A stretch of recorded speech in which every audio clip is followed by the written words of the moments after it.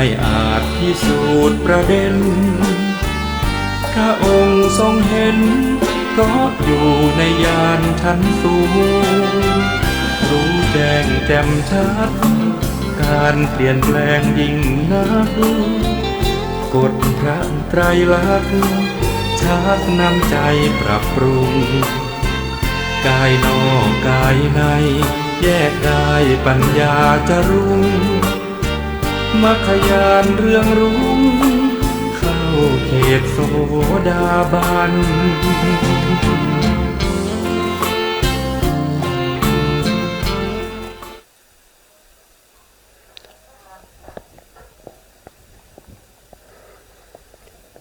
อะระหังสัมมาสัมพุทโธภะคะวาพุทธังภะคะวันตังอภิวาเทมิสวากขาโตภะคะวะตาธัมโมธัมมังนัมมาจามิสุปฏิปันโนภะคะวะโตสาวกสังโฆสังฆังนะมามินะโมตัสสะภะคะวะโตอะระหะโตสัมมาสัมพุทธัสสะนะโมตัสสะภะคะวะโตอะระหะโตสัมมาสัมพุทธัสสะนะโมตัสสะภะคะวะโตอะระหะโตสัมมาสัมพุทธัสสะสัมมาสัมพุทธะมัตโตลังสัสสะธัมมะคานุตตมังอาภิวาทิยาปาติสังอาภิธรรมมัทธสังฆังตถาวุตตาภิธรรมมัตถจโตทาปารมาตโตจิตตังเจตสิกังโลปังนิพพานะมิติสัพพทาขอกราบนมัสการพระมหาเถระพระสังฆาธิการพระเถรานุเถระและขอสวัสดีท่านผู้ฟังและผู้ชมทุกท่านที่ติดตามในรายการพระไตรปิฎกลอยฟ้าในเนื้อหาของพระอภิธรรมนะครับครั้งนี้ก็เป็นครั้งที่57ในเรื่องของนิพพานปรมัตถ์ซึ่งอยู่ในปริเฉดที่6ในอภิธรรมมัทธสังคหะนะครับซึ่งเรากำลังเรียนในส่วนที่เป็นเรื่องของพระนิพพานนะครับซึ่งอยู่ในปรมัตถธรรมทั้ง4นะซึ่งเรื่องของพระนิพพานเนี่ยเป็นสภาวธรรมชนิดหนึ่งที่เป็นธรรมภายนอกนะครับแล้วก็เป็นธรรมที่มีลักษณะสันติลักขณังเป็นสภาวะที่สามารถจะเข้าถึงได้นิพพานไม่มีปัจจัยปรุงแต่งนะครับนิพพานไม่มีเหตุให้เกิดแต่นิพพานมีอยู่แล้วโดยธรรมชาติเขามีของเขาอยู่แล้วเพียงแต่ว่าผู้ปฏิบัติจะเข้าถึงได้หรือไม่เท่านั้นเองไม่เหมือนกับพวกที่เป็นขันธ์ห้านะพวกที่เป็นขันธ์ห้านี้ต้องมีปัจจัยปรุงแต่งเมื่อมีปัจจัยก็จะทำให้เกิดขันธ์ห้าแต่ปัจจัยดับขันธ์ห้าก็จะดับไปแต่ในนิพพานไม่ใช่อย่างนั้นนิพพานเป็นสภาวะที่มีอยู่โดยธรรมชาติไม่มีใครสร้างนะครับไม่มีใครปรุงแต่งนิพพานได้นิพพานเป็นธรรมชาติที่มีอยู่แล้วโดยปกติธรรมชาติอยู่แล้วนิพพานมีสภาวะเป็นสันติลักขณังนะเพราะฉะนั้นถ้าเราสามารถที่จะเข้าถึงนิพพานได้เราก็จะรู้สึกถึงความสุขที่เรียกว่าสันติลักขณัง เพราะสันติลักขณังเป็นความสุขที่พ้นไปจากขันธ์ห้านะครับพ้นไปจากขันธ์ห้านะถ้าเราขันธ์ห้าไปเทียบกับนิพพานนะครับว่าเราเคยมีความสุขใจอย่างนี้นะครับเรามีความสุขกายอย่างนี้เราสุขมากเลยเหมือนเราได้ขึ้นสวรรค์อะไรพวกนี้มันจะไปเทียบกับนิพพานไม่ได้นะครับถ้าไปเทียบกับนิพพานก็ไม่ได้หนึ่งในเสี้ยวที่16นะครับหนึ่งในเสี้ยวที่16ของสภาวะที่เรียกว่าสุขของนิพพานนะครับมันเทียบกันไม่ได้เลยเพราะนิพพานเนี่ยเป็นอสังคตธรรมแต่ขันธ์ห้าไม่ว่าจะเป็นสุขทุกข์อะไรต่างๆที่เป็นเวทนาที่อยู่ในขันธ์ห้าเนี่ยมันเป็นสังขารละธรรมนะครับเพราะฉะนั้นมันเป็นสภาวะที่มีปัจจัยปรุงแต่งนะอันนี้เป็นลักษณะของพระนิพพานที่เรากำลังศึกษาอยู่นะครับแล้วเราก็ศึกษาวิธีที่จะเข้าถึงพระนิพพานเพื่อจะไปเสวย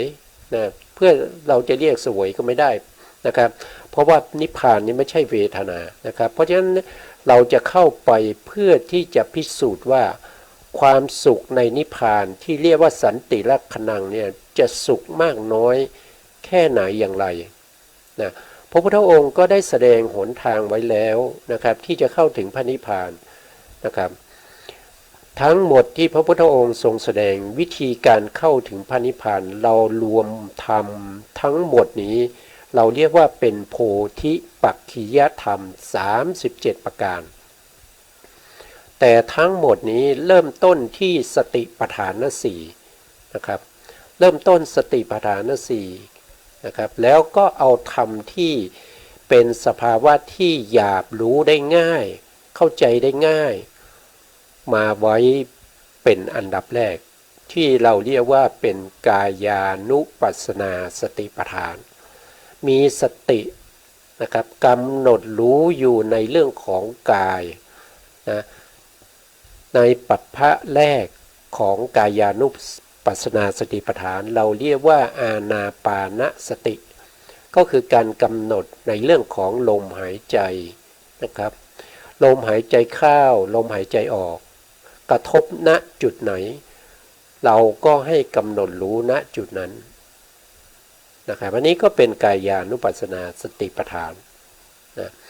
อันที่สองเนี่ยท่านให้เราเนี่ยกำหนดรู้อาการสภาวธรรมของอิริยาบถใหญ่ทั้ง4นะมีการยืนเดินนั่งนอนนะครับ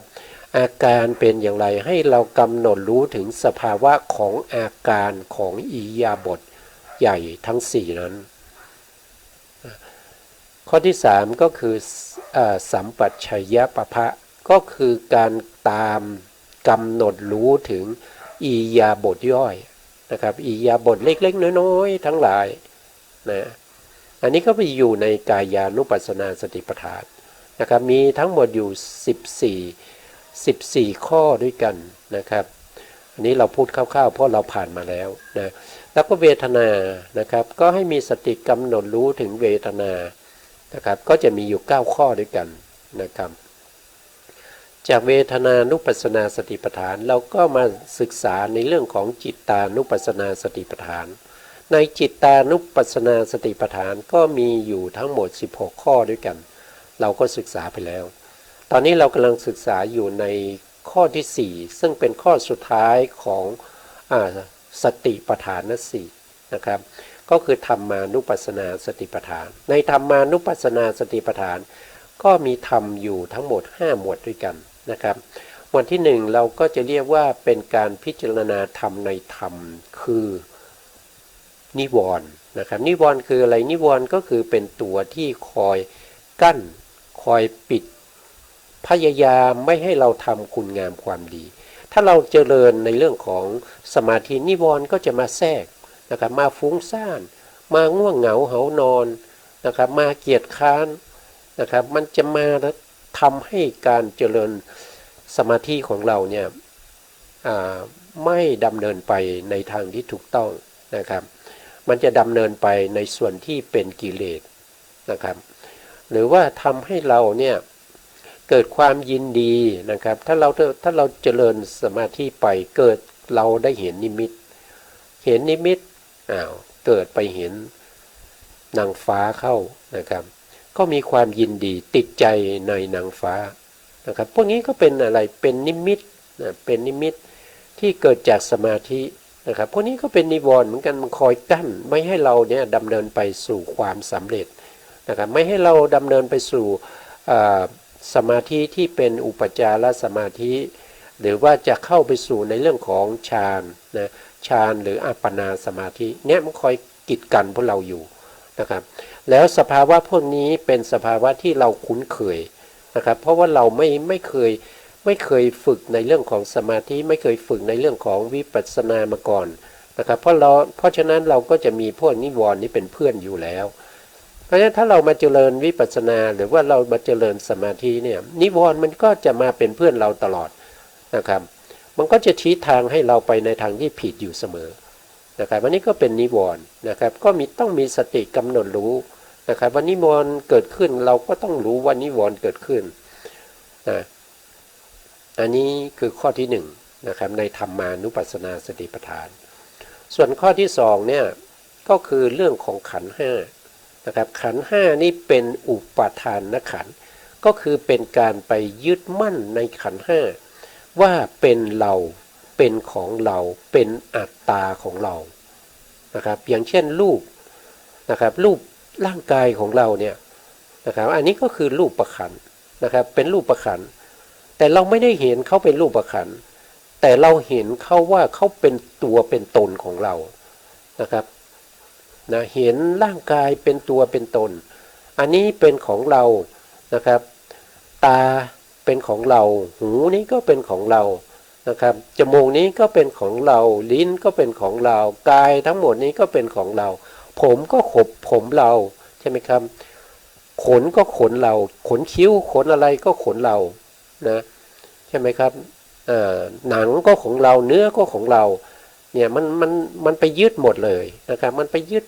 ด้วยอะไรก็ยึดด้วยตัวอุปทานนะครับยึดด้วยอุปทาน4กามุปาทานที่ถูกปาทานศีลปัตตุปาทานอัตตวาทุปาทานเข้าไปยึดมั่นไว้นะ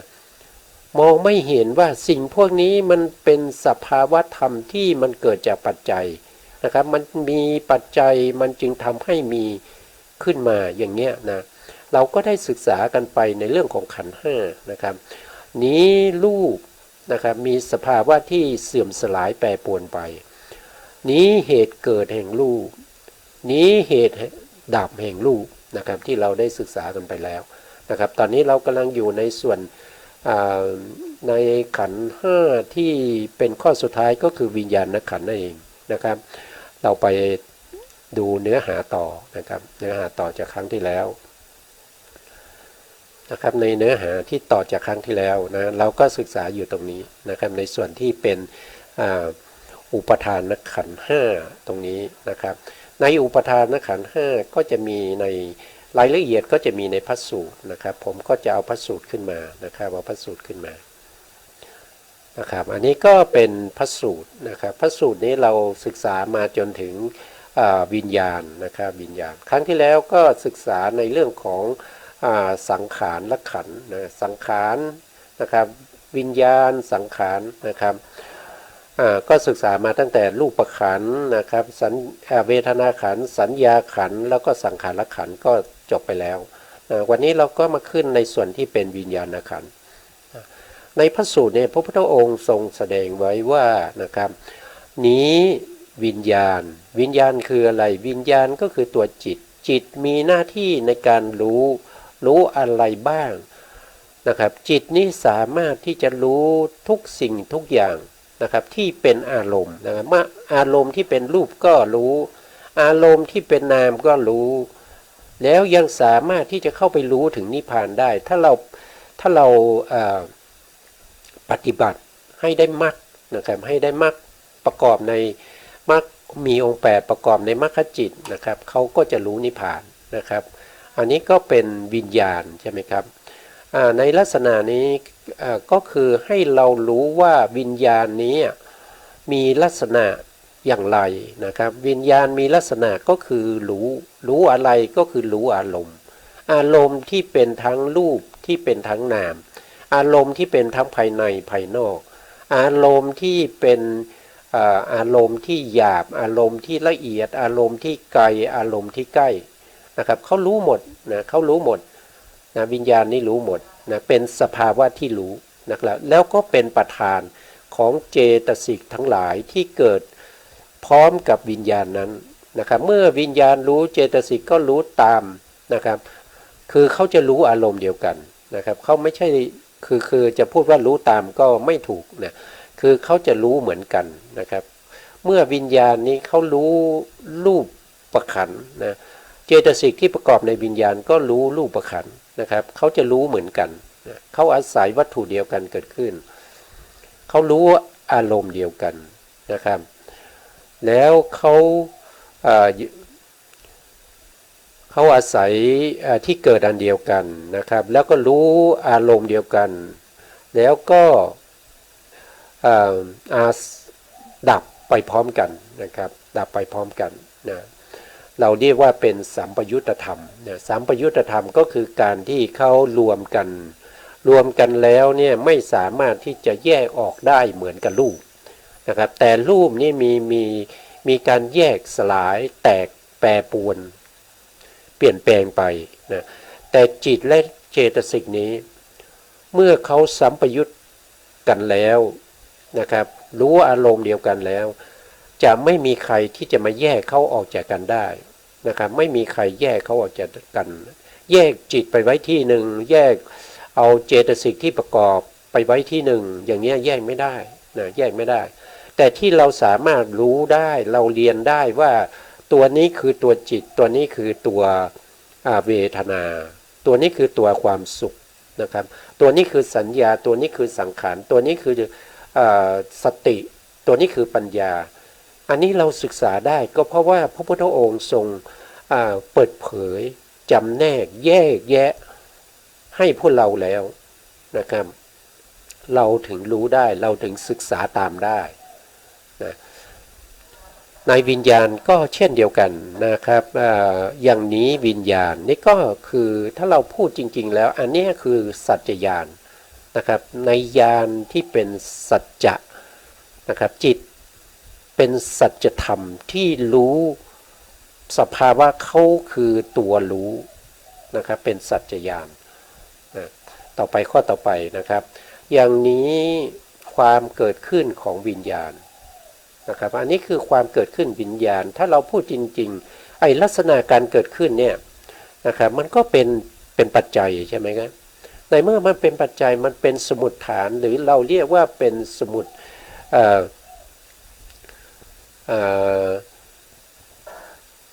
เป็นเหตุเป็นปัจจัยให้เกิดวิญญาณ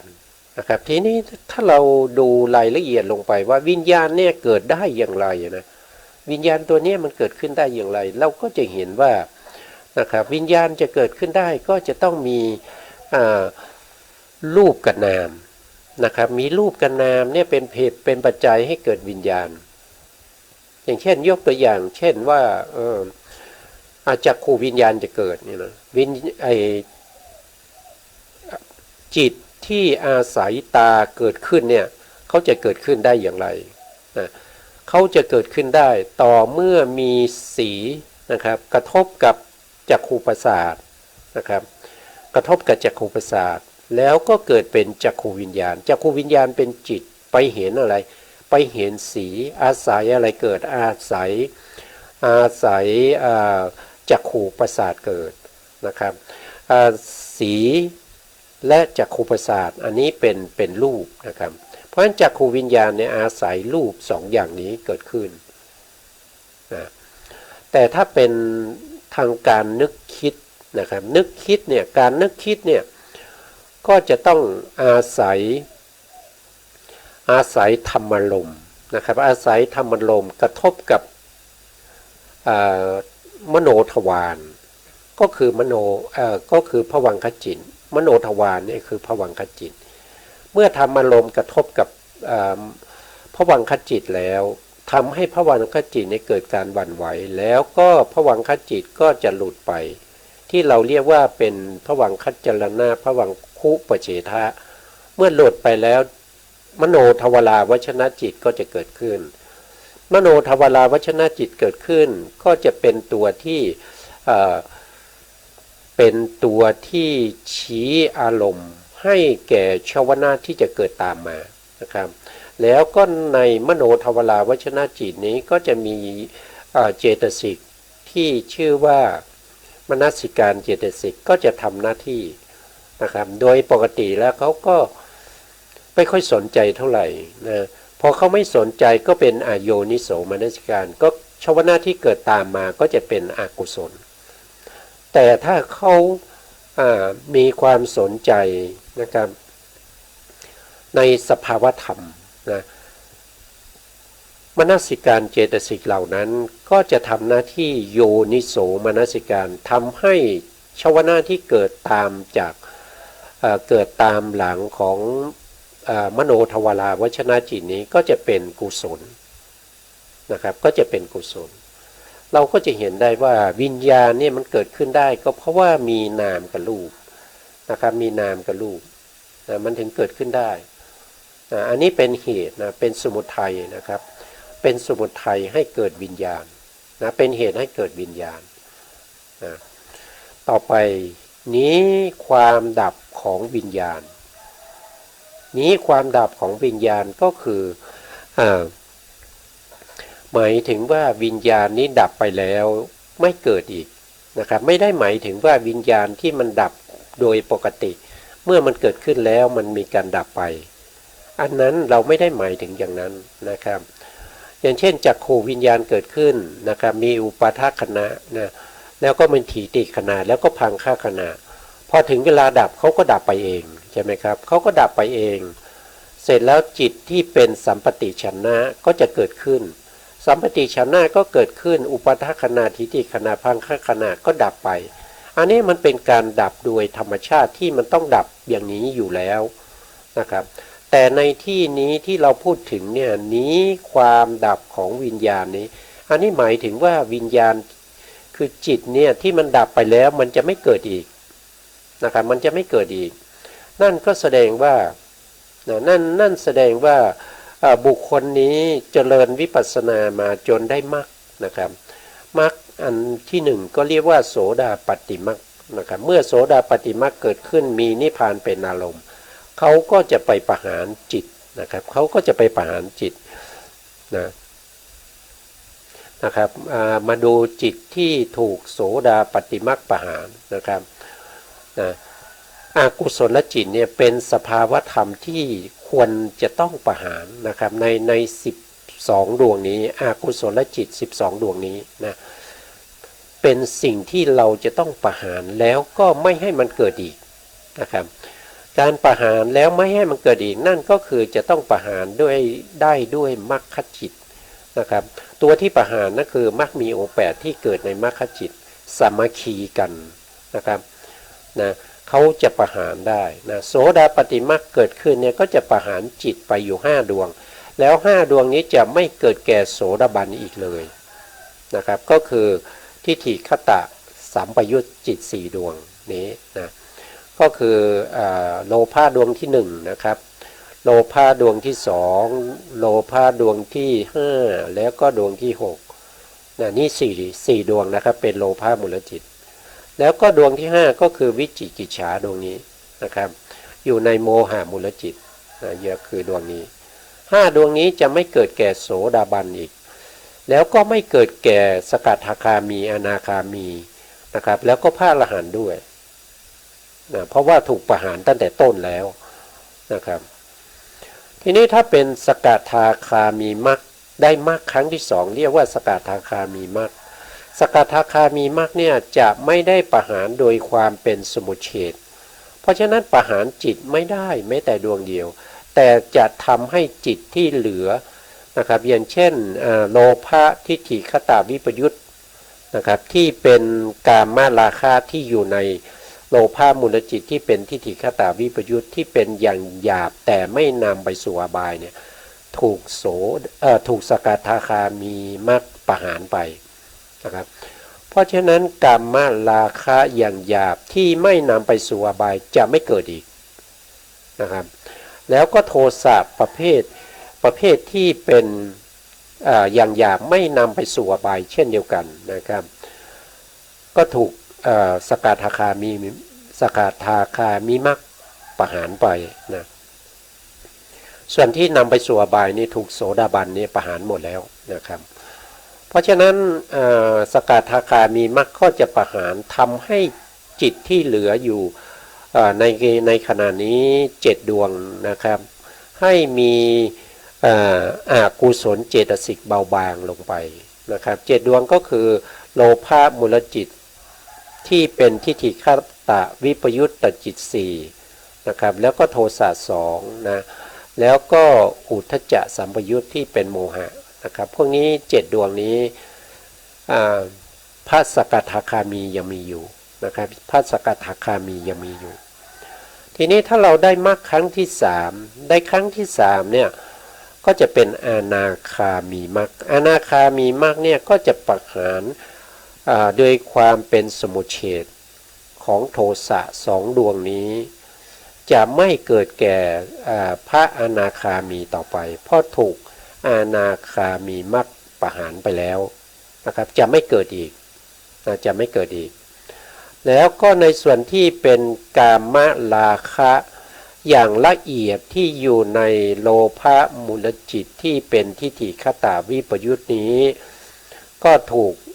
พระอนาคามีประหารไปเรียบร้อยนะครับเพราะฉะนั้นจิตของพระอนาคามีที่เป็นอกุศลก็ยังเหลืออยู่เท่าไหร่ก็จะเหลืออยู่โลภะมูลจิตที่เป็นทิฏฐิคตวิปยุตนี้4ดวงนะครับแล้วก็จะเหลืออุทธัจจะอีก1ดวงนะครับเพราะฉะนั้นพระอนาคามีจะมีจิตที่เป็นอกุศลอยู่5ดวงนะครับ5ดวงนะแต่ถ้าเป็นพระอรหันต์พระอรหันต์ก็จะประหารกิเลสที่ยังเหลืออยู่ในโลภะมูลจิตที่เป็นประเภทที่เป็นทิฏฐิคตวิปยุตนะครับก็จะประหาร4ดวงนี้นะครับแล้วก็ประหารอุทธัจจะอีก1ดวงนะเพราะฉะนั้นพระอรหันต์เมื่อประหารกิเลสหมดนะครับจิตที่เป็นอกุศลจิต12นี้จะไม่มีแก่พระอรหันต์อีกต่อไปนะครับอันนี้ก็เป็นสภาวะของการประหารของแต่ละมรรคนะครับส่วนรายละเอียดจริงๆนี้จะมีมากกว่านี้นะแต่ว่าเราจะได้ศึกษาในชั้นต่อไปนะในติกะมาติกาก็พูดถึงไว้นะพูดถึงในเรื่องของทัศนมรรคนะครับเราทัศนติกะนะครับทัศนติกะท่านพูดไว้นะเราก็จะได้ไปศึกษาในโอกาสต่อไปนะครับทีนี้เราก็กลับมาสู่ในเนื้อหาตรงที่เป็นพระสูตรต่อนะครับอันนี้ก็เราเข้าใจแล้วไม่ว่าจะเป็นรูปขันธ์นะครับไม่ว่าจะเป็นรูปเป็นเวทนาเป็นสัญญาเป็นสังขารพระพุทธองค์ก็แสดงในทำนองเดียวกันหมดเลยนะครับถ้าเป็นรูปพระพุทธองค์ก็ว่านี้รูปนะรูปคืออะไรรูปก็คือสภาวะที่เสื่อมสลายทรุดโทรมแตกสลายไปนะนี้ความเกิดแห่งรูปนะอันนี้ก็เป็นสมุทัยนะครับนี้ความดับแห่งรูปอันนี้ก็เป็นนิโรธาสัตว์นะครับนิโรธาสัตว์ก็คือพระนิพพานนั่นเองเมื่อเข้าถึงพระนิพพานนี้ก็จะดับนะก็จะดับขันธ์5นะครับนะก็จะแสดงอย่างนี้นะแล้วก็ยังมีต่อในย่อหน้านะครับในย่อหน้านี้นะภิกษุย่อมพิจารณาธรรมในธรรมนะครับพิจารณาธรรมในธรรมก็คือการพิจารณาอย่างเช่นถ้าเราพิจารณาเวทนาเนี่ยเวทนาก็อยู่ในไหนก็อยู่ในจิตใช่ไหมครับจิตก็เป็นธรรมเวทนาก็เป็นธรรมนะครับก็พิจารณาในส่วนย่อยของธรรมนั้นถ้าพิจารณากายใช่ไหมพิจารณากายก็คือเวลาเราพิจารณาเรากำหนดรู้ถึงอิริยาบถนะครับอิริยาบถในการเดินอิริยาบถในการเดินก็อยู่ในร่างกายของเราทั้งหมดแต่เป็นส่วนเฉพาะในส่วนที่เป็นขานะครับก็จะเป็นพระพุทธองค์จึงใช้คำว่าเห็นธรรมในธรรมนะครับเห็นธรรมในธรรมนะเป็นภายในบ้างเป็นภายในก็คืออะไรก็คือภายในตัวเรานี้เองนะครับย่อมพิจารณาธรรมนะครับธรรมในธรรม เป็นภายนอกนะครับภายนอกนี้ก็คือของบุคคลอื่นนะครับไม่ใช่ของเรานะครับอย่างอย่างเช่นจิตเนี่ยจิตที่เป็นภายนอกก็เป็นของเขาของคนอื่นนะครับไม่ใช่ของเรานะครับภายในก็คือของเราอย่างนี้เป็นต้นนะครับย่อมพิจารณาเห็นธรรมในธรรมทั้งภายในและภายนอกนะครับอันนี้ก็พระพุทธองค์ก็ย้ำนะครับให้พิจารณาทั้งในตัวเราแล้วก็เมื่อเรารู้ชัดในตัวเราแล้วก็ให้พิจารณาภายนอกด้วยพิจารณาถึงบุคคลอื่นด้วยนะครับในทำนองลักษณะเหมือนกันนะครับก็สภาวธรรมเขาจะเหมือนกันจิตก็เหมือนกันนะครับจิตของใครที่เกิดขึ้นแล้วไม่รู้อารมณ์ไม่มีนะครับจิตของชาวต่างประเทศเช่น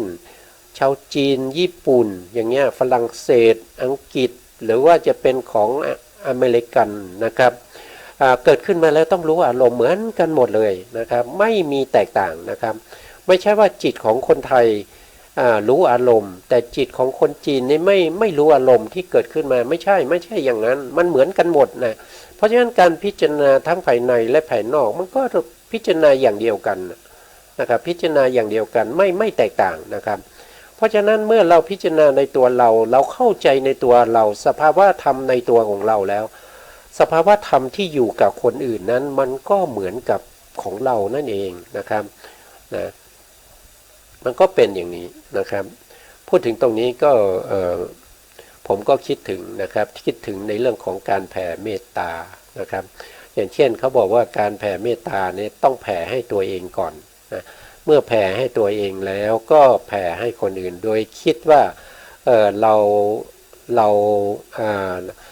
รักสุขนะครับเกลียดชังนะครับเกลียดความไม่ดีทั้งหลายเกลียดความทุกข์ทั้งหลายเนี่ยคนอื่นก็เหมือนกับเราคนอื่นก็รักสุขเหมือนกันเกลียดความทุกข์เหมือนกันเนี่ยมันก็เป็นทั้งภายในและภายนอกมันก็เหมือนกันนะเมื่อเราพิจารณาภายในเรียบได้อย่างชำนาญนะครับได้อย่างคล่องแคล่วนะครับภายนอกเราก็พิจารณาได้เราเห็นคนอื่นมาเดินมาเราก็รู้ได้ทันทีว่าเขาก็มีความทุกข์เหมือนกับเรานะครับเขาก็มีความสุขเหมือนกับเรานะบางครั้งเขาก็มีทุกขมสุขเวทนาก็คือไม่ทุกข์ไม่สุขเหมือนกันเราเหมือนกันนะครับ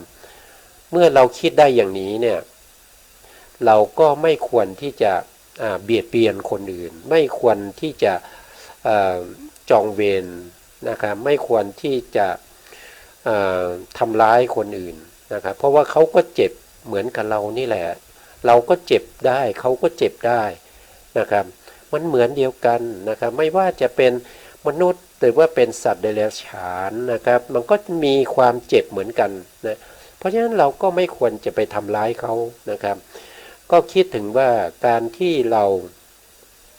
เวียนว่ายตายเกิดมาในวัฏสงสารนี้ยาวนานมากนะครับพระพุทธองค์ได้แสดงไว้ในพระสูตรใดสูตรหนึ่งจำไม่ได้นะครับพระพุทธองค์บอกว่านะครับสัตว์ทั้งหลายที่เวียนว่ายตายเกิดอยู่ในวัฏสงสารนี้ที่ไม่เคยเป็นญาติกันนะครับไม่เคยเป็นพ่อเป็นแม่ไม่เคยเป็นพี่เป็นน้องนะครับไม่เคยเป็นญาติเป็นอะไรกันเนี่ยมันไม่มีนะมันไม่มีนะเพราะฉะนั้นเวลาเราจะทำร้ายสัตว์เดรัจฉานเราก็ต้องคิดก่อนว่านะครับอดีตชาติเนี่ยเขาเคยเป็นพ่อเป็นแม่เราหรือเปล่านะครับเคยเป็นญาติเราหรือเปล่าเคยเป็นคนที่เรารักหรือเปล่านะครับถ้าเราคิดอย่างนั้นได้เราก็จะไม่ทำร้ายเขานะครับเราก็ไม่เบียดเบียนเขานะครับอันนี้ก็เป็นการแผ่เมตตาที่ผมคิดถึงข้อภายในและภายนอกตรงนี้ได้นะครับแต่ในที่นี้เนี่ยในพระสูตรนี้ท่านให้เราพิจารณาสภาวธรรมนะครับพิจารณาถึงรูปขันธ์นะรูปขันธ์ของเราก็เหมือนกับรูปขันธ์ของคนอื่นนะเวทนาของเราก็เหมือนกับเวทนาของคนอื่นนะครับแล้วก็สัญญาของเราก็เหมือนกับสัญญาของคนอื่นนะครับแล้วก็สังขารขันธ์ของเราก็เหมือนกับสังขารขันธ์ของคนอื่นวิญญาณขันธ์ของเราก็เหมือนกับของคนอื่นนะมันก็จะเป็นสภาวะอย่างนั้นนะต่อไปนะครับ ย่อมพิจารณาเห็นธรรมคือความเกิดขึ้นในธรรมบ้าง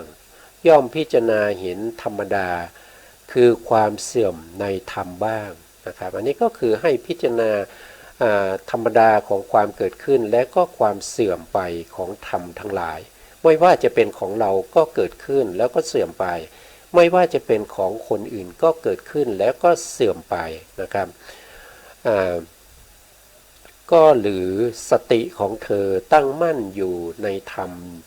มีอยู่ก็เพียงสักว่าให้รู้นะครับตัวสตินี้เป็นตัวที่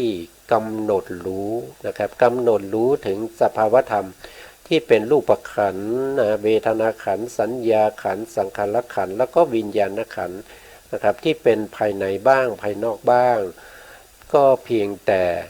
ไว้กำหนดรู้เท่านั้นเองนะครับเพียงสักว่าเป็นที่อาศัยระลึกนะครับเป็นสักว่าเป็นที่อาศัยระลึกนะครับไม่ได้ให้เป็นยึดมั่นนะครับไม่ได้ไปให้ไปยึดมั่นว่ามันเป็นเรามันเป็นตัวตนของเรานะครับมันเป็นของเรามันเป็นอัตตาของเราไม่เป็นอย่างนั้นพระพุทธองค์เพียงให้เราเนี่ยเพียงสักว่าเลิกรู้นะเลิกรู้อะไรก็เลิกรู้ตามที่พระพุทธองค์แสดงมาทั้ง5ข้อนะครับเลิกรู้ว่าอันนี้คือรูปขันธ์นะอันนี้คือเวทนาขันธ์นะอันนี้คือสัญญาขันธ์สังขารขันธ์แล้วก็วิญญาณขันธ์ให้ลึกรู้เท่านั้นทั้งรูปขันธ์เวทนาขันธ์สัญญาขันธ์สังขารขันธ์วิญญาณขันธ์ไม่ใช่เรานะไม่ใช่เรานะครับไม่ใช่เราไม่ใช่ของเรามันเกิดขึ้นตามเหตุตามปัจจัยแล้วมันก็จะดับไปแต่ถ้ามันเป็นเราเนี่ยเราสามารถบังคับมันได้ใช่ไหมครับเราก็สามารถที่บอกมันว่าเกิดมาแล้วอย่าแก่นะเกิดมาแล้วอย่าป่วยนะเกิดมาแล้วอย่าตายนะให้เป็นอยู่อย่างนี้นะให้มีให้หนุ่มๆอยู่อย่างนี้นะครับให้มีรูปร่างหน้าตาเหมือนกับคนอายุ20กว่าอย่างนี้ตลอดไปนะเราไม่สามารถที่จะบังคับเขาได้ถ้าเป็นของเราเราบังคับได้แต่นี่ไม่ใช่ของเราเราบังคับเขาไม่ได้เขาเป็นไปตามเหตุตามปัจจัยนะครับต่อไปนะครับเธอย่อมเป็นผู้อันตัณหาและทิฏฐินะไม่อาศัยอยู่เลยด้วยนะครับย่อมไม่ยึดถืออะไรในโลกนะครับก็คือหมายถึงว่าเมื่อเราเนี่ยตั้งมั่นอยู่ในการระลึกว่าสิ่งนี้เป็นเพียงแต่รูปขันธ์เวทนาขันธ์สัญญาขันธ์สังขารขันธ์ไม่ใช่เราไม่ใช่ตัวตนของเรานะครับมีสติก็เพียงแต่เอาไว้ลึกๆถึงสภาวธรรมทั้งหลายที่เกิดขึ้นในร่างกายนี้เมื่อเราลึกๆอย่างนั้นเนี่ยตัวตัณหาที่มีความยินดีพอใจเนี่ยเขาจะไม่มีความยินดีเพราะเขาจะไม่มีความยินดีพอใจนะครับอย่างเช่นยกตัวอย่างเช่นนะครับอย่างเช่นกายประสาทนะครับกายประสาทเนี่ยนะกระทบกับโต๊ะหรือว่ากระทบกับอะไรเนี่ยก็เกิดความแข็งเราลึกๆไปถึงความแข็งนะครับความแข็งที่กระทบกับกายประสาทของเรานะครับสภาวะธรรมอย่างนี้เนี่ยจะมีตัณหาที่ไหนที่ไปยึดว่าความแข็งที่กระทบแล้วเกิดความแข็งนั้นเป็นเรามีไหมที่เราเห็นเป็นแต่สภาวะของความเป็นสีเท่านั้นถ้าเราไม่เห็นเป็นผู้หญิงผู้ชายเราไม่เห็นเป็นพ่อแม่เราไม่เห็นเป็นลูกหลานเราจะมีตัณหาเข้าไปยึดไหมเราเห็นแต่เฉพาะสีตัณหาจะเข้าไปยินดีติดใจไอ้ความเป็นสีนั้นเหรอนะสีนั้นมันไม่ใช่ลูกไม่ใช่บิดาไม่ใช่มารดาไม่ใช่เป็นตัวตนของเราอย่างเงี้ยตัวตัณหามันก็จะคลายออกมันไม่ยึดหรอกนะครับมันไม่ยึดสภาวธรรมหรอกแต่ที่มันยึดเนี่ยก็คือสภาวธรรมที่มารวมกันแล้วไม่ว่าเป็นรูปขันธ์เวทนาขันธ์สัญญาขันธ์สังขารขันธ์วิญญาณขันธ์มารวมกันเป็นตัวเป็นตนแล้วเห็นเมื่อไหร่ก็เห็นเป็นตัวเป็นตนใช่ไหมครับ ได้ยินเสียงเมื่อไหร่เราก็รู้ว่าเสียงนี้เป็นเสียงคนที่เราชอบ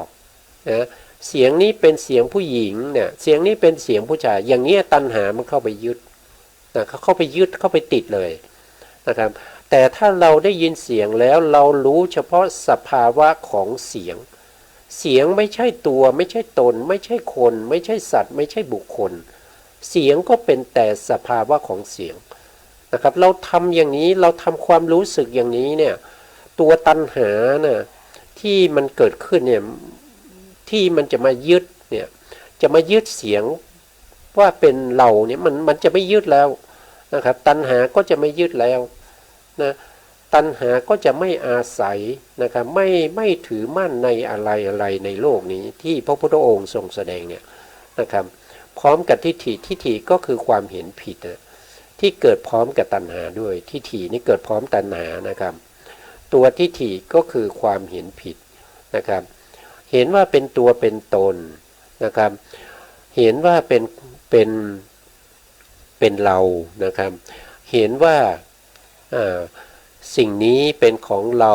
นั่นก็เรานี่ก็เรานั่นก็อัตตาของเราอย่างเงี้ยมันไปยึดมันไปติดเลยนะแต่ถ้าเราเห็นตามสภาวะของความเป็นจริงการเห็นเราเห็นเฉพาะสีนะครับเรากำหนดให้รู้สึกว่าสิ่งที่เราเห็นนะเห็นแต่สีตัณหามันจะไม่ยึดนะครับแต่เมื่อไหร่เราเห็นสิ่งที่เราเห็นว่าโอ้นี่มันบ้านของเรากำลังสร้างบ้านใหม่บ้านของเราสวยดีเนี่ยมันตัณหายึดแล้วอ่ะตัณหาทิฏฐิเข้าไปยึดแล้วอ่ะใช่ไหมครับแต่ถ้าเราเห็นบ้านแล้วเราบอกว่าเราทำความรู้สึกว่าสิ่งที่เราเห็นนั้นมันเป็นแต่สภาวะของความเป็นสีต่างๆที่มันเป็นเฉดสีต่างๆนะครับทำให้เราเห็นสีต่างๆในลักษณะนั้นตัณหามันจะไม่ยึดนะครับตัณหาไม่ยึดทิฏฐิไม่ยึดแต่ถ้าเห็นเป็นตัวเป็นตนเมื่อไหร่เมื่อเห็นเป็นปียะรูปสาตรูปนะครับตัณหาและทิฏฐิก็เข้าไปอาศัยได้นะเข้าไปอาศัยแล้วก็ยึดถือนะครับเข้าไปอาศัยแล้วก็ยึดถือไว้นะครับยึดถือไว้โดยความเป็นของเรานะครับของเราเป็นนั่นเป็นอัตตาของเราเนี่ยมันก็จะเป็นอย่างนั้นนะเพราะฉะนั้นเราก็จะต้องคือการที่เราจะปฏิบัติธรรมเราก็แบ่งเวลานะครับเวลาทางโลกก็ส่วนทางโลกในการปฏิบัติธรรมเราก็ปฏิบัติธรรมเราให้เวลาในการปฏิบัติธรรมวันละเล็กละน้อยแล้วก็เพิ่มมาเรื่อยๆนะครับจนในที่สุดนานเข้าเนี่ยมันก็กลายเป็นความเคยชินเมื่อกลายเป็นความเคยชินกลายเป็นอุปนิสัยกลายเป็นอัธยาศัยของเราเมื่อนั้นเราก็มีบุญบารมีละนะครับเราได้พบพระพุทธเจ้าองค์ใหม่พระศรีอานแสดงธรรมให้เราฟังเราก็ตรัสรู้ธรรมได้นะครับไม่ต้องมาเดินจงกรมไม่ต้องมานั่งสมาธินะครับอย่างทุกวันนี้เรานั่งสมาธินะครับไปปฏิบัติธรรมเนี่ยตั้งแต่ตื่นนอนจนถึงหลับเนี่ยเดินบ้างนั่งบ้างนะครับทุกทรมานนะครับปวดเมื่อยไปทั้งตัวนะครับเราก็ยังไม่ได้อะไรยังไม่เห็นรูปเห็นนามนั่นแสดงว่าเรายังไม่มีบุญบารมีบุญบารมีไม่มีไม่เป็นไรเราสามารถสร้างได้นะครับแต่ถ้าเราไม่รู้เนี่ยมันจะไม่สามารถสร้างได้เลยแล้วก็ไม่มีโอกาสที่จะหลุดพ้นได้เพราะเราไม่รู้ใช่ไหมครับเราไม่รู้แล้วเข้าใจว่าเรารู้เนี่ยสำคัญนะครับบางคนนี่ไม่รู้นะสภาวธรรมเนี่ยเขาไม่รู้แต่เขาบอกว่าเขารู้นะครับมีก็พูดไปแล้วก็ไม่ได้เอ่ยชื่อนะครับก็ผมก็เคยไปสนทนาธรรมกับหลวงพ่อรูปหนึ่งนะครับในเรื่องของรูปนามนะครับท่านก็แนะนำให้ผมว่ารูปก็เนี่ยรถมาเนี่ยคุณเห็นไหมเนี่ยที่คุณเห็นเนี่ยมันก็เป็นรูปแล้วมันก็เป็นรูปแล้วอ่ะที่คุณเห็นนั่นมันคือเขาไม่เข้าใจนะครับเขาไม่เข้าใจว่ารูปนามคืออะไรก็รถที่ผ่านมาเนี่ยมันเป็นรถเก๋งใช่ไหมไอ้คำว่ารถเก๋งนั่นก็เป็นนามแล้วหรอเป็นนามแล้วเขาพูดอย่างนี้ผมก็แบบ ไม่รู้จะว่ายังไงนะครับเพราะว่าเขาไม่ได้ศึกษาไม่ได้เล่าเรียนและเขาไม่รู้เขาไม่รู้แต่เขาคิดว่าเขารู้นะเขารู้แล้วเขายังมาเขาบอกว่าเขารู้แล้วเขายังมาสอนเราอีกเนี่ยนะครับไม่ฟังเลยนะครับไม่เปิดโอกาสให้เราได้พูดได้ชี้แจงนะครับเขาก็จะพูดของเขาไปเรื่อยๆนะครับคือเขาไม่รู้แต่เขาเข้าใจว่าเขารู้นะครับอันนี้ลำบากนะครับลำบากมากเลยไม่สามารถที่จะหลุดพ้นได้นะครับถ้าคิดอย่างนี้ถ้ามีความคิดอย่างนี้เนี่ยนะนี่ก็เป็นเรื่องเล่านะครับเป็นเรื่องเล่าเป็นใครก็ไม่รู้นะครับเป็นใครก็ไม่รู้นะครับเมื่อเราไม่ยึดอะไรในโลกนะครับภิกษุดูก่อนภิกษุทั้งหลายภิกษุย่อมพิจารณาเห็นธรรมในธรรมคืออุปทานขันธ์ห้าอย่างนี้แหละนะครับก็จบในเรื่องของอุปทานขันธ์ห้านะครับอุปทานขันธ์ห้านะครับต่อไปก็จะพูดถึงในเรื่องของอายตนะนะครับเพราะอายตนะนะครับอายตนะเนี่ยเป็นอายตนะนี่มีสองอย่างนะครับอายตนะภายในกับอายตนะภายนอกนะครับอายตนะภายในเราจะเรียกว่าเป็นสลายตนะสลายตนะก็จะมีอยู่6อย่างด้วยกันนะครับก็จะมี1ก็คือจักขายตนะนะ2ก็คือโสตายตนะ3ก็คือคานายตนะ4ก็คือรัสสายตนะ5ก็คือกายายตนะ6ก็คือมนายตนะนะครับอันนี้เรียกว่าเป็นสลายตนะเป็นอายตนะภายในนะทีนี้อายตนะภายในเนี่ยก็ต้องมีการต่อเชื่อมกับอายตนะภายนอกนะครับอายตนะภายนอกนะครับอายตนะภายนอกก็จะมีอยู่6อย่างเช่นเดียวกันนะครับเขาจะเชื่อมต่อกันนะครับอย่างเช่นจักขายตนะเนี่ยก็จะต้องเชื่อมต่อกับอายตนะภายนอกอายตนะภายนอกที่เชื่อมต่อกับจักขายตนะเราเรียกว่ารูปายตนะนะครับฟังแล้วท่านคิดว่ายังไงนะครับท่านเคยได้ยินมาแล้วนะครับจักขุก็ได้ยินมาแล้วรูปก็ได้ยินมาแล้วนะครับแต่การที่เราแบ่งนะครับเราแบ่งหัวข้อธรรมออกเป็นขันธ์ห้าเป็นอายตนะนะครับเป็นธาตุนะครับเป็นอินทรีย์พวกนี้เนี่ยพระพุทธองค์ทรงแบ่งอย่างนี้เนี่ยก็เพราะอัธยาศัยของผู้ฟังนะครับผู้ฟังบางท่านเนี่ยอาจจะเข้าใจนะครับอาจจะเข้าใจคำว่าอายตนะดีกว่าในเรื่องของขันธ์ห้านะบางคนก็จะเข้าใจในเรื่องของขันธ์ห้ามากกว่าอายตนะบางคนก็เข้าใจในเรื่องของธาตุนะครับพระพุทธองค์ก็แสดงตามอัธยาศัยของผู้ฟังนะครับของผู้ฟังพอมาปัจจุบันนี้นะครับพอมาปัจจุบันนี้เนี่ยเราทั้งหลายเนี่ยก็ไม่สามารถที่จะรู้อัธยาศัยของเราได้เพราะฉะนั้นเราจึง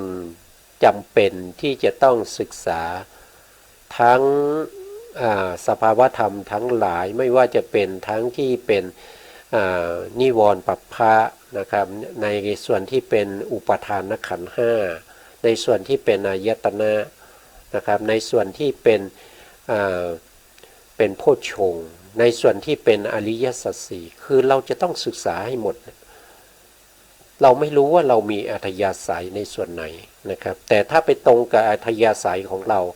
นั่นก็แสดงว่าเราโชคดีนะครับโชคดี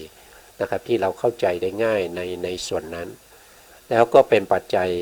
เป็นเหตุเป็นปัจจัยให้เราได้ตรัสรู้ธรรมในโอกาสข้างหน้าได้โดยง่ายนะแต่ผู้ที่ไม่มีบุญบารมีเนี่ยจะต้องศึกษานะครับในสภาวธรรมทั้งหมดที่พระพุทธองค์ได้แสดงไว้นะครับเพื่อเก็บสะสมไว้เป็นบารมีนะครับจะได้ตรัสรู้ธรรมได้ง่ายนะครับจะได้ฟังธรรมแล้วก็สามารถตรัสรู้ธรรมได้นะโดยไม่ต้องไปลำบากไม่ต้องไปปฏิบัติโดยความลำบากนะปฏิบัติลำบากเนี่ยเขาเรียกว่าทุกขาปฏิปทานะครับทุกขาปฏิปทานะครับแล้วก็ยังเป็น ขีปาพิญญานี่เร็วนะครับคันธาพิญญานะครับทุกขาปฏิปทาคันธาพิญญาก็คือหมายถึงผู้ที่ปฏิบัติลำบากแล้วก็บรรลุช้านะครับปัจจุบันนี้มันจะมีเฉพาะมันจะมีในส่วนนี้แต่การบรรลุนี่จะบรรลุหรือไม่ก็ยังไม่รู้นะครับนะก็บอกก็เท่าที่ได้คุกคีมาในทางพระพุทธศาสนาก็ยังไม่เห็นใครนะครับที่จะบรรลุนะครับจะบรรลุได้เป็นพระอรหันต์นะครับก็ยังไม่พบพูดง่ายๆยังไม่พบนะยังไม่พบเห็นนะครับอาจจะมีอยู่นะครับแต่ผมยังไม่พบเห็นว่าท่านนั้นเป็นพระอรหันต์นะครับผมนะเพราะฉะนั้นเราก็จำเป็นที่จะต้องศึกษาไปทุกๆหัวข้อนะครับเอาไว้เป็นบุญบารมีนะครับแล้วก็ยังเป็นเสบียงให้เราได้เดินทางไปในวัฏสงสารได้ด้วยความสะดวกสบายนะครับถ้าเราไม่มีเสบียงในการเดินทางเนี่ยมันจะลำบากนะครับมันจะลำบากในกรณีที่ว่าเราจะไปเกิดในอบายเพราะเราไม่มีเสบียงใช่ไหมครับเราไม่มีบุญบารมีเวลาเรากรรมให้ผลอกุศลก็แซงนะครับอกุศลก็แซงให้ผลก่อนก็ไปอบายแต่ถ้าเรามีเสบียงนะครับเรามีเสบียงเวลาจะให้ผลอกุศลกำลังจะให้ผลเสบียงของเราก็แทรกแซงขึ้นมาให้ผลเราไม่ต้องไปเกิดในอบายนะครับเพราะเรามีเสบียงมากเพราะนี้อกุศลก็ถูกกันออกไปนะครับอกุศลก็จะห่างจากเราไปเรื่อยๆเมื่อเรามีเสบียงมากขึ้นเรื่อยๆแต่ถ้าเราไม่มีเสบียงในการเดินทางไปในวัฏสงสารพวกที่เป็นเสบียงที่เป็นอกุศลนี่ไม่ได้เรียกว่าเสบียงนะครับมันเป็นโดยธรรมชาติมันมีโดยธรรมชาติเราสามารถที่จะไม่ต้องไปฝึกไม่ต้องไปอะไรเลยมันมีอยู่แล้วมันตื่นตามาก็เป็นอกุศลอยู่แล้วนะครับจนถึงหลับนะครับแล้วก็เป็นอกุศลนะครับเพราะฉะนั้นอกุศลก็จะมีกับเรามากมายถ้าเราไม่สะสมบุญบารมีนะอกุศลก็จะมีมากขึ้นเรื่อยๆนะครับเพราะฉะนั้นอกุศลก็เข้าใกล้ตัวเรามากขึ้นทุกทีนะครับเพราะว่าเราไม่มีเสบียงที่เป็นกุศลที่เราทำไว้นะเพราะฉะนั้นมันก็เข้ามาใกล้ตัวเราทุกทีมันก็มีโอกาสที่จะให้ผลแต่ถ้าเราทำบุญมากๆบุญที่มีมากๆนั้นมันก็จะกันไว้นะอกุศลทั้งหลายก็จะถอยไปนะครับก็จะมีบุญบารมีทั้งหลายนะที่เราสร้างไว้เนี่ยก็จะมาล้อมรอบตัวเรานะครับกันอกุศลไม่ให้เข้ามาให้ผลนะทีนี้อายตนะที่เป็นคู่ที่พูดถึงเมื่อกี้นะครับตาเนี่ยคู่กับรูปารมณ์นะครับตาเรียกว่าจักขายตนะคู่กับรูปายตนะนะหูเนี่ยก็จะเรียกว่าโสตายตนะคู่กับเสียงเรียกว่าสัทธายตนะนะแล้วจมูกก็เรียกว่าเป็นคานายตนะคู่กับคันธายตนะก็คือกลิ่นนะแล้วก็ลิ้นเราเรียกว่าชิวหายตนะคู่กับรสายตนะรสายตนะก็คือรสนะแล้วก็กายก็เรียกว่ากายายตนะคู่กับโพธพายตนะนะครับแล้วก็ใจเราจะเรียกว่าเป็นธรรมะมโนมนายตนะนะครับมนายตนะก็คู่กับอะไรก็คู่กับธรรมายตนะก็คือสภาวธรรมทั้งหลายนะครับก็เป็นคู่อย่างนี้แล้วก็เขาจะเชื่อมต่อกันนะครับเมื่อเขาเชื่อมต่อกันเนี่ยก็จะเกิดสภาวธรรมอื่นตามมามากมายนะครับแต่ถ้าเขาไม่เชื่อมต่อกันเนี่ยมันก็ไม่ได้เป็นอายตนะนะครับอย่างเช่นจักขุประสาทเนี่ยเวลาเกิดเนี่ยเขาก็เกิดมากมายนะครับเขาก็เกิดมากมายนะครับเวลาเกิดเนี่ยเขาเป็นกรรมชรูปเนี่ยเขาก็จะเกิดทุกอุปาทุกขณะทุกอนุขณะของจิตทุกดวงเพราะนั้นจิตดวงหนึ่งเกิดขึ้นเนี่ยแล้วก็ดับไปเนี่ยจะมีกรรมชรูปที่เป็นจักขุประสาทเนี่ยเกิดขึ้นมา3กลาบด้วยกัน3กลาบด้วยกัน นะเกิดขึ้นมา3กลาบด้วยกันนะครับตรงที่อุปาทาขณะของจิตก็เกิดตรงที่ถีติขณะของจิตก็เกิดตรงที่พังคขณะของจิตก็เกิดเขาจะเกิดทุกๆอนุขณะของจิตเพียงแต่เปรียบเทียบนะครับว่าเขาเกิดในลักษณะอย่างนี้แต่ในในประวัติการเนี่ยเขาไม่ได้เกิดพร้อมกับจิตนะครับเขาไม่ได้เกิดพร้อมกันโดยไม่ได้พูดถึงเกิดพร้อมกับจิตแต่ตัวที่เกิดพร้อมกับจิตนั่นก็คือจิตตชรูปตัวนั้นจิตตชรูปนะแต่เขาเกิดขึ้นมาแล้วเขายังตั้งอยู่นะเพราะว่าเขาจะมีอายุเท่ากับจิต17ดวงนะครับเพราะฉะนั้นเขายังตั้งอยู่อันใหม่ก็จะเกิดขึ้นมาซ้อนเข้าไปอีกนะครับใหม่ก็จะเกิดขึ้นมาซ้อนเข้าไปเรื่อยๆซ้อนเข้าไปเรื่อยๆแล้วก็มันไม่ได้เกิดเฉพาะรูปเดียวนะครับแค่ประสาทตาที่มีขนาดเท่ากับหัวเขาเนี่ยรูปกะลาบที่เกิดขึ้นมาเนี่ยมีอยู่ประมาณ 11.57 ล้านกะลาบนะครับมากมายนะครับมากมายเหลือเกินนะครับเพราะฉะนั้นเวลาที่เขาดับก็ดับไม่พร้อมกันใช่ไหมครับเมื่อดับไม่พร้อมกันเนี่ยเวลาเราเห็นเนี่ยเราก็จะเห็นสีของเขาเพราะว่าในส่วนที่เขายังตั้งอยู่ก็มีนะครับเราก็จะเห็นในส่วนที่เขาซ้อนกันอยู่แล้วก็ตั้งอยู่เราจะมองไม่เห็นเขาหลับเขาดับเราจะมองไม่เห็นเขาเกิดนะเราจะมองเห็นเฉพาะในส่วนที่เขากำลังตั้งอยู่นะครับเห็นอะไรเห็นสีของอะไรสีของจักขุประสาทนะครับอันนี้ก็เป็นสภาวะนะครับเป็นสภาวะธรรมทั้งหลายนะครับวันนี้ก็เวลาหมดนะเวลาหมดแล้วนะครับเพราะฉะนั้นก็ต้องคืนเวลาให้สถานีนะครับก็เราก็พูดถึงในเรื่องของพระอภิธรรมอภิธรรมก็มีเรื่องให้เราพูดมากมายนะครับแล้วสุดก็เวลาหมดแล้วก็จะคืนเวลาให้สถานีนะครับสุดก็ขอกราบขอบพระคุณพระครูสมุทรวิสุวัตรวรกิจโจผู้อำนวยการสถานีเพื่อการศึกษาพระพุทธศาสนาและวัฒนธรรม FM 104.5 เมกะเฮิรตซ์วัดไฟหินจังหวัดเชียงใหม่และขอกราบขอบพระคุณพระอาจารย์ดร.สวัยเทพบุญนะครับหรือพระครูปริยัติยานุศาสตร์นะครับแล้วก็ขอบคุณท่านผู้ฟังและผู้ชมทุกท่านนะครับที่ติดตามในรายการนี้นะครับสุดท้ายนี้ก็กล่าวคำว่าสวัสดีครับ